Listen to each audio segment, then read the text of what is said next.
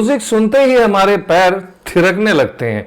अगर नाचना ना भी आए तो भी म्यूजिक सुनते ही अक्सर लोग खुश हो जाते हैं।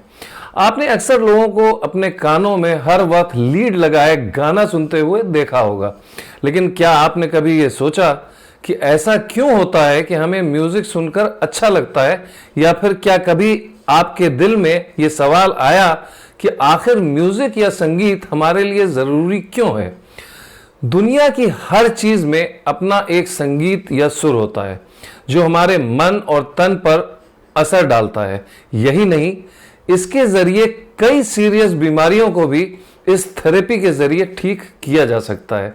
नमस्कार दोस्तों, डीएनपी इंडिया में आपका एक बार फिर स्वागत है। उम्मीद करता हूं आप लोग अपने अपने घरों में सुरक्षित होंगे और खैरियत से होंगे। मैं हूं आपका होस्ट और दोस्त मेहदी और आप देख रहे हैं अपना मनपसंद शो जिसका नाम है हम तुम विद मेहदी। दोस्तों, आज जिस टॉपिक पर मैं आपसे बात करने जा रहा हूं वो टॉपिक है म्यूजिक थेरेपी के बारे में।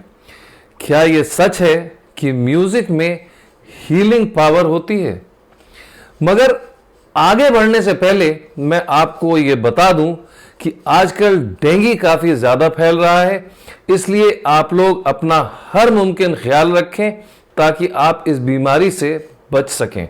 दोस्तों, रिसर्च हमें यह बताती है कि म्यूजिक की धीमी या तेज आवाज हमारे दिमाग के साथ हमारी बॉडी के अलग अलग हिस्सों पर अलग अलग वक्त पर अलग अलग असर डालती है।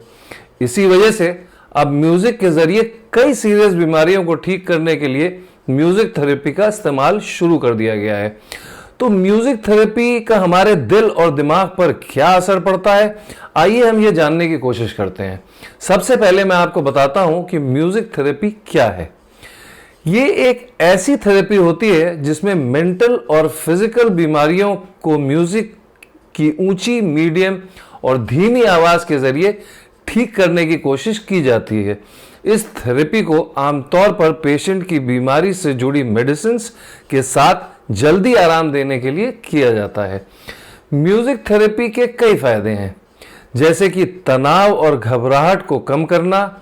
जब भी आप तनाव, घबराहट या गुस्सा महसूस करते हैं तो अक्सर हम अपना आपा खो बैठते हैं, जो हमारे रिश्तों के साथ हमारे दिल और दिमाग के लिए बेहद नुकसानदेह होता है। इससे हम हाई ब्लड प्रेशर, दिल की बीमारियों और डिप्रेशन जैसी बीमारियों का शिकार हो सकते हैं। कोई परेशानी आने पर अगर हमें तनाव या गुस्सा आता है तो थोड़ी देर के लिए अपनी मनपसंद म्यूजिक को सुनकर आप उस परेशानी से बाहर भी निकल सकते हैं। म्यूजिक थेरेपी से पार्किंसन और अल्जाइमर जैसी बीमारियों से आराम मिलता है। पार्किंसन वो बीमारी होती है जिसमें पेशेंट का बदन कांपने लगता है, जबकि अल्जाइमर का पेशेंट अपने साथ अपने रिश्तेदारों तक को भूल जाता है। ऐसी गंभीर बीमारी में पेशेंट्स अक्सर अपने रोजमर्रा के कामों को करने के लिए दूसरों पर डिपेंडेंट हो जाते हैं।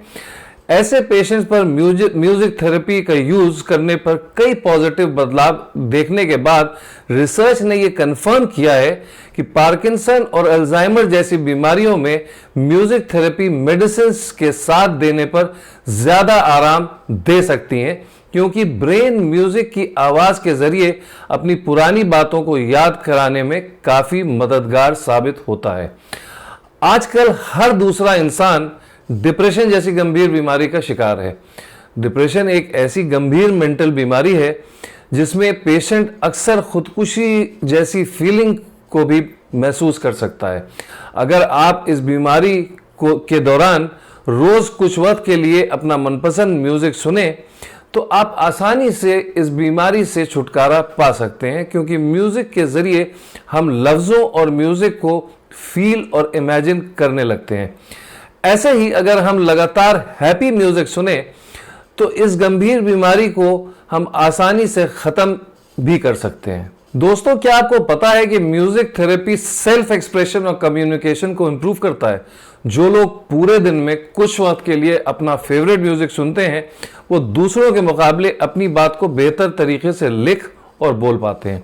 एक्चुअली म्यूजिक के जरिए वो अपने मूड को रिफ्रेश करते हैं, जिससे उनमें अपनी बात को आसान लफ्जों में अलग और कई तरीकों से कहने की कैपेसिटी डेवलप होती है।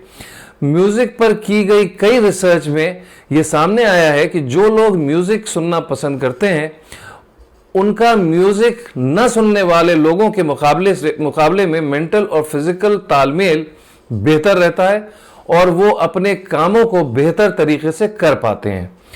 तो अगर आप म्यूजिक सुनने के आदी नहीं हैं तो मेरी मानिए और म्यूजिक सुनने की थोड़ी बहुत आदत डाल लीजिए। यकीन जानिए आपको खुद अच्छा महसूस होगा। तो दोस्तों, आपको अगर हमारा आज का ये एपिसोड पसंद आया हो तो प्लीज इसे लाइक करें, शेयर करें, और अगर आपने अब तक हमारे चैनल को सब्सक्राइब नहीं किया है तो प्लीज हमारे चैनल को सब्सक्राइब करें। मैं मेहदी आपसे विदा लेता हूं, फिर मिलूंगा आपसे हम तुम विद मेहदी के अगले एपिसोड में एक गंभीर और अहम मुद्दे के साथ। तब तक अपना ख्याल रखें, खुश रहें, नमस्कार।